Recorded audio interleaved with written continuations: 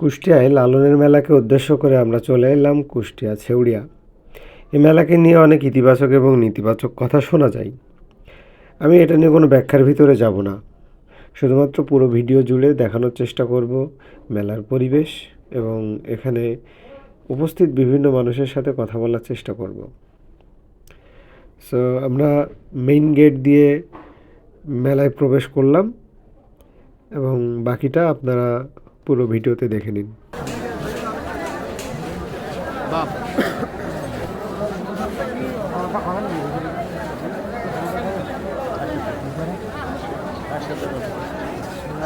কেন লালনে আসছেন আপনি?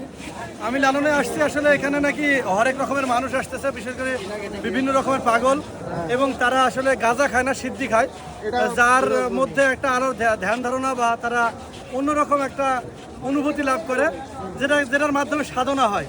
অর্থাৎ আপনার গাঁজা বলবেন না, সিদ্ধি বলবেন। সিদ্ধিটা খাওয়ার জন্য লালনে আসে। আপনার হোম ডিস্ট্রিক্ট কই? হোম ডিস্ট্রিক্ট আমার কুষ্টিয়া দৌলতপুর। আপনার পরিচয়টা ছোট করে একটু দিয়ে দেন। পরিচয়, আমি শাহজাহান আলী খোকন।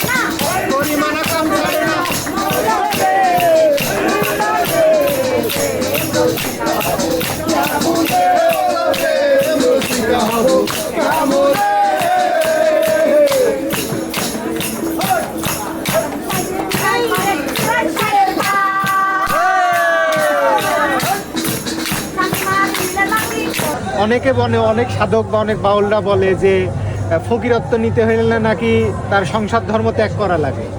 এটা আপনি কতটুকু যৌক্তিকতা আপনার বলে মনে হয়? আমার ভাগ আছে, বুঝলেন?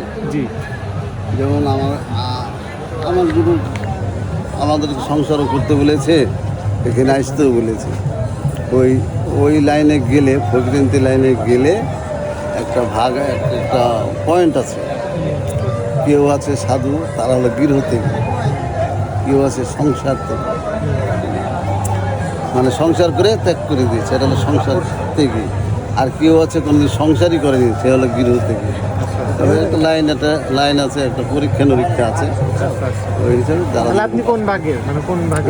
আমি আল্লাহর মধ্যে সব পাই। আমার লাভ বাচ্চা আছে, লাতি বুদ্ধি আছে, তাদেরকেও দেখি। আমার পাগলের কিন্তু এটাই সংসার, আমার পাগলের সব সংসার। ঠিক আছে বাবাজি, তাহলে আপনি থাকেন, দোয়া করেন। আমি তো নতুন গোষ্ঠী, এখানে আমার আরো বড় ভাইরা আছে। আচ্ছা আচ্ছা, তারা আজকে আমাকে একটু আচ্ছা ঠিক আছে।